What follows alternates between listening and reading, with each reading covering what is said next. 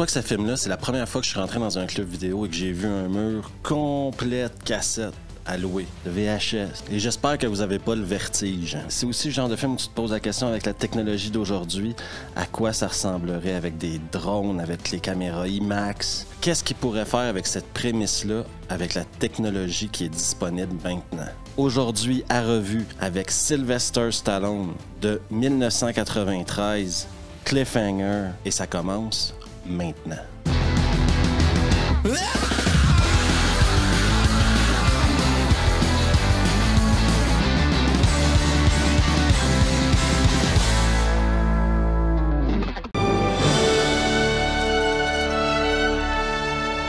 Il y a quand même des plans qui te jettent sur le cul dans ce film-là. Suspendu à tes lèvres. L'introduction du film est extrêmement simple. Gabe, qui fait partie d'une équipe de sauvetage de montagne, doit aller chercher son pote Al et sa copine Sarah qui sont coincés sur un sommet. Cette séquence-là où Gabe, joué par Sylvester Stallone, arrive et rejoint Al et Sarah pour les sauver dure à peu près 7 ou 8 minutes. Mais si après ces 7-8 minutes-là, t'es déjà pas dans le film, c'est parce que, un, t'as pas de cœur, et deux, t'écoutais pas. C'est une introduction au film qui est juste fantastique, hyper immersive. C'est dommage pour Sarah, mais c'est elle qui paye le prix afin qu'on ait un bon spectacle.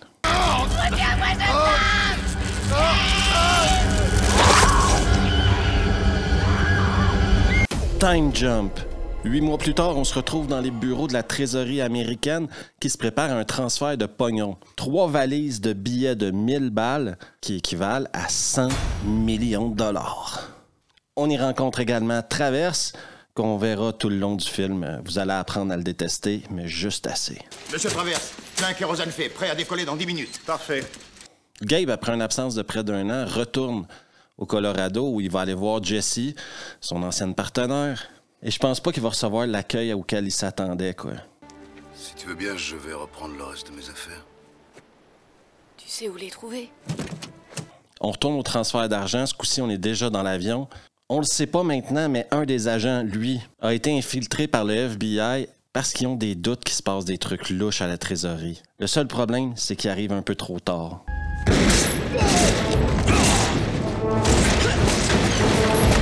C'était un coup monté. Traverse prend le contrôle de l'avion et on débute le transfert du pognon. Parlant de la scène de transport du pognon, j'ai pas le choix de vous parler de ce petit fait-là. La cascade du mec qui passe d'un avion à l'autre comme ça, celle-là. Les compagnies d'assurance ne voulaient pas assurer cette scène-là.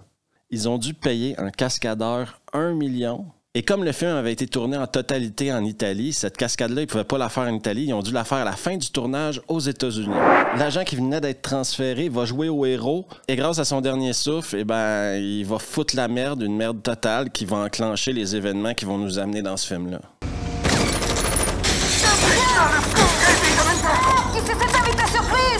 Non seulement les voleurs vont perdre le pognon qui est tombé à la montagne, mais l'avion est sur le point de crasher.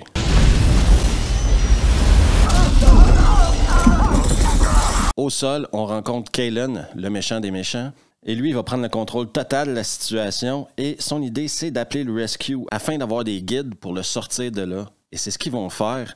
C'est Al qui va prendre l'appel et se diriger vers leur position.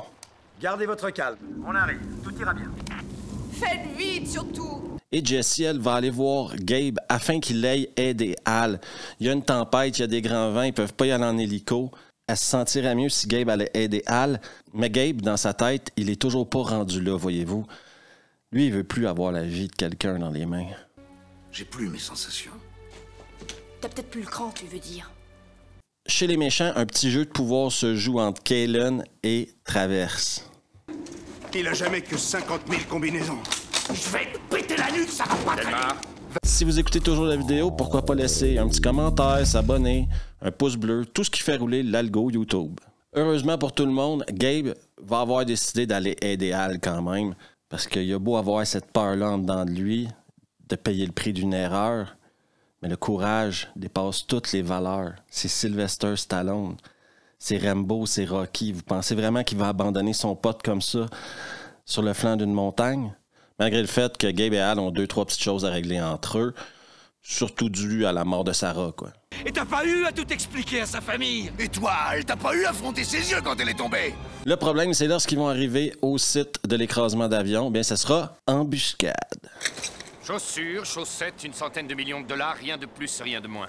Eh bien oui, ils seront pris prisonniers par le groupe de Kaylen qui a 100% besoin d'eux. Ils sont dans un territoire qui, eux, ne contrôlent pas, ne connaissent pas. C'est un environnement pas facile, la montagne, et ils ont besoin de Gabe et Al afin de les aider à sortir de là et surtout retrouver les 3 valises. Et justement, ils vont partir à la recherche de ces valises-là avec une très grosse cordée, je trouve. Beaucoup de gens inexpérimentés dans cette cordée-là. Et c'est Gabe qui va se rendre à la valise en premier, la trouver, voir le pognon, comprendre ce qui se passe. Merde. Le groupe de Kaylen est un peu con là-dessus, OK? Premièrement, tu dis pas à voix haute que tu vas tuer Gabe dès qu'il va redescendre. Parce que Al, automatiquement, s'est mis à gueuler à Gabe en haut. Reviens pas, ils vont te fumer. Et deuxièmement, quand ça va mal sur une montagne, moi, je ne suggère pas le lance-grenade comme une option. Là où il y a de la roche, là où il y a de la neige, des grenades, ça crée des éboulements ou des avalanches. Et c'est exactement ce qui va se passer. On va avoir droit à une scène d'avalanche.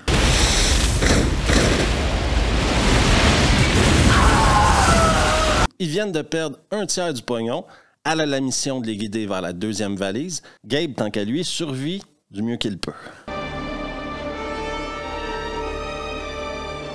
Autour de Jessie maintenant, d'entrer dans la danse, elle va aider Gabe à survivre à son hypothermie, la première du film, mais pas la dernière. Et ils vont les préparer une petite surprise à la 2e valise. Donnant.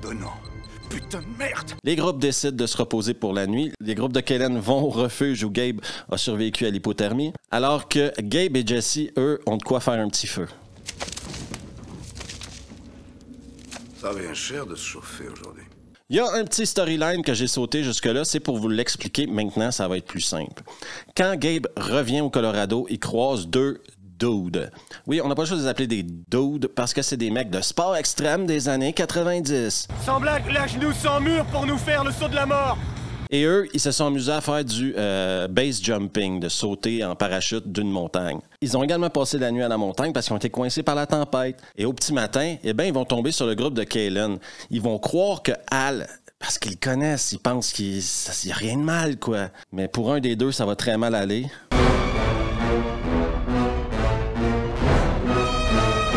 Et l'autre va s'en sortir, mais de justesse, hein.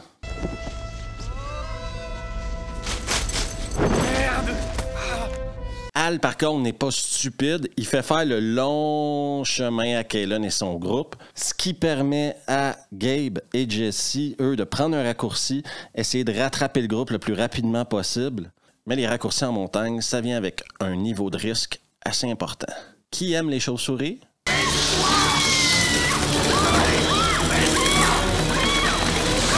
Bonne nouvelle pour le dude qui s'en est sorti de ça. Frank, les vieilles mains, le vieux pilote d'hélico vétéran, va venir lui sauver les miches et le transporter hors de la montagne.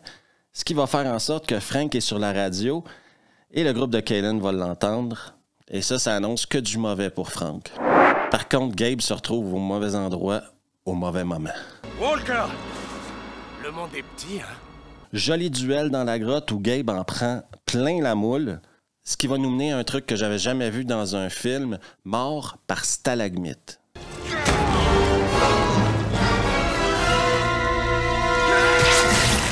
Kaylen, quant à lui, il essaie de couvrir ses arrières et il a mis une bombe qui pourrait créer un éboulement qui ferait en sorte que Jessie et Gabe, oubliez ça, ils crèvent dans la crevasse. La tension monte. Al les avertit que ça va péter et là, Gabe et Jessie se retrouvent dans une course contre la montre. Non, mais tu vas en trembler quand tu vas le regarder, là. Et on va voir des cascades incroyables afin qu'ils se sauvent de cette situation-là, mais c'est juste époustouflant.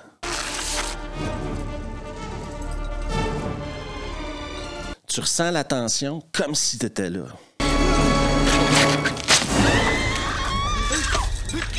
Frank va aller poser son hélicoptère afin d'aller sauver un des hommes de main de Kaylen. Mauvaise décision. Un mec, tout ce qu'il y avait de gentil, qui ne demandait rien à personne, et il se fait fumer comme ça, quoi. C'est vraiment des salauds. Par contre, avec son dernier souffle, il va pouvoir donner une lame à Al. Christelle dans l'hélicoptère, filons. On continue de ressentir la tension entre Kaylen et Traverse. Ça, c'est une tension qui est établie depuis le début du film. Un possède les codes, l'autre veut le pouvoir et le pognon. Et Kaylen trouve la solution, avoir un seul pilote d'hélicoptère, lui. Un sacrifice.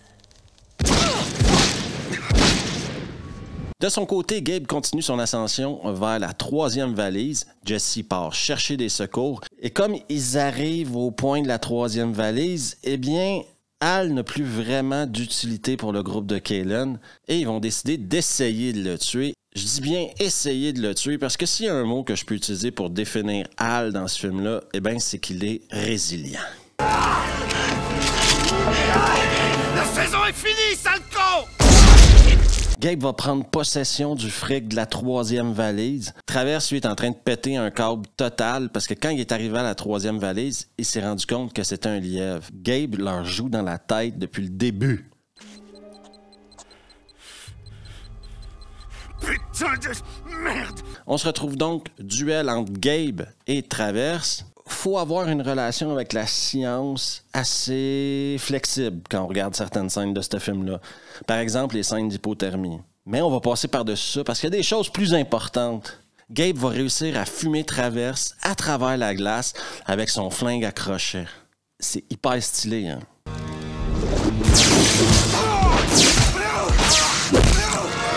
Mauvaise nouvelle pour Gabe, Kaylen a pris Jesse en otage. Je vais en parler à la fin de cette scène-là.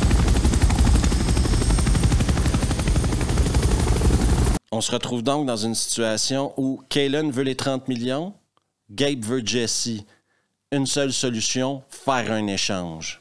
Gabe va réussir à faire sortir Jesse de l'hélico avant de donner le pognon, mais par contre, Kaylen va s'approcher pour justement que Gabe lui lance le pognon. Gabe, il va-tu vraiment donner 30 millions à un voleur?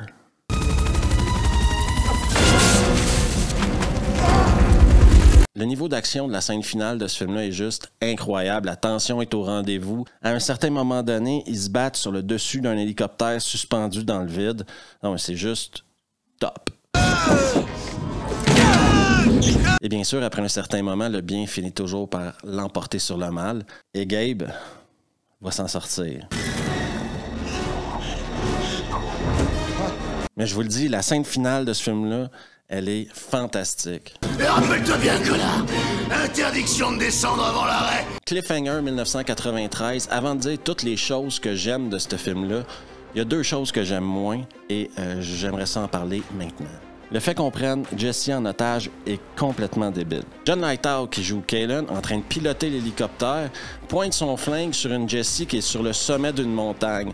Donc ça veut dire qu'elle arrête de tout faire, qui pose l'hélicoptère, qui sort avec son flingue, qui va la chercher, qui la met dans l'hélicoptère, qui l'attache dans l'hélicoptère. Et pendant ce temps-là, elle n'a pas décidé de partir à courir à nulle part. Donc oui, ça, c'est une scène qui m'agace. 2. Les flics. Le FBI et la trésorerie dans ce film-là ne servent absolument à rien. Que dalle, c'est une distraction pour faire durer le film plus longtemps. Mais sinon, tout le reste est incroyable. Stallone est exceptionnel dedans. D'ailleurs, ça a été son premier hit des années 90. Les acteurs en support sont tous très bons. Lithgow en Kaylen est très bon. Et l'action. À la fin de la journée, ce film-là, c'est un film d'action. Et c'est exactement ce que ça donne aux spectateurs. De l'action. Il y a des plans splendides. Oui, il y en a peut-être 2 ou 3 où tu vois que ça a été tourné sur un écran vert, mais la plupart des plans sont hyper immersifs et ce film-là est très bien réalisé. Je me suis posé la question et j'ai fouillé un peu sur Internet à savoir pourquoi est-ce qu'on n'a pas plus de films qui sont sortis dans les dernières années sur la montagne. Ce genre de film-là d'action en montagne. Eh bien, c'est parce que ça coûte une blinde de filmer des films dans les Alpes, dans les Dolomites, dans les Rockies. Et c'est hyper dangereux. C'est ce qui fait en sorte qu'on n'a pas beaucoup de films qui sortent sur ce thème-là parce que c'est un risque trop grand pour les studios. Je vous le conseille à 100%. Et si vous n'avez pas vu ce film-là, quelle planète vivez-vous? C'est juste un très, très, très, très bon film d'action. Merci à tout le monde d'avoir pris le temps d'écouter la vidéo. Si vous avez aimé le contenu, n'hésitez pas à vous abonner juste ici. Laissez un pouce bleu et pourquoi pas un commentaire. Et on se revoit la prochaine fois. Ah!